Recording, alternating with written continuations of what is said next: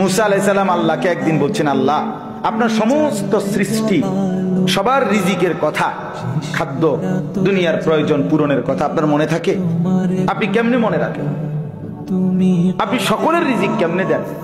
আল্লাহ তাআলা বললেন, মুসা তোমার সামনে একটা বড় পাথর আছে, তোমার হাতে লাঠিটা দিয়ে ওটাতে একটা বাড়ি মারো। তাফসিরে রুহুল মাআনিতে আমি নিজে পড়ছি, আরবি তাফসির।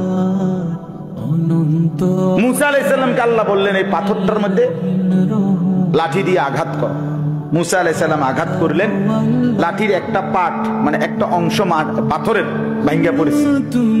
মুসা আলাইহিস সালামকে আল্লাহ আবার বললেন, আবার লাঠি দিয়ে আঘাত করো। আবার বাড়ি দিলেন, পাথরের একটা অংশ আবার ভাঙ্গা পড়েছে। আল্লাহ বলেন, আবার মারো, আবার মারো। 4 বার মুসা নবী ওই বড় পাথরটার মধ্যে আঘাত করছে। 4 বারে মোটা মোটা 4টা টুকরা ভাঙ্গা ভাঙ্গা পড়ছে।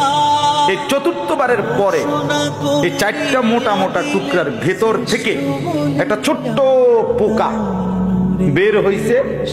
মুসা আলাইহিস সালাম দেখতেছে এটার মুখের মধ্যে একটা ছোট্ট সবুজ একেবারে পিচ্ছি পাতা, এটা কুটকুট কুটকুট করে খাইতেছে।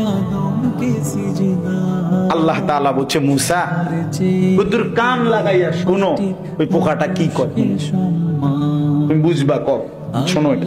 মুসা নবী কান লাগাইয়া শুনতেছে, ওই ছোট্ট পোকাটা যে গভীর পাথরের ভিতরে ছিল, সে বলতেছে, সুবহানা মান ইয়ারানি ওয়ালা ইয়ানসানি, আমার সেই আল্লাহর প্রশংসা করছি যিনি আমাকে সর্বক্ষণ দেখছেন, যিনি আমাকে কখনোই ভোলেন না,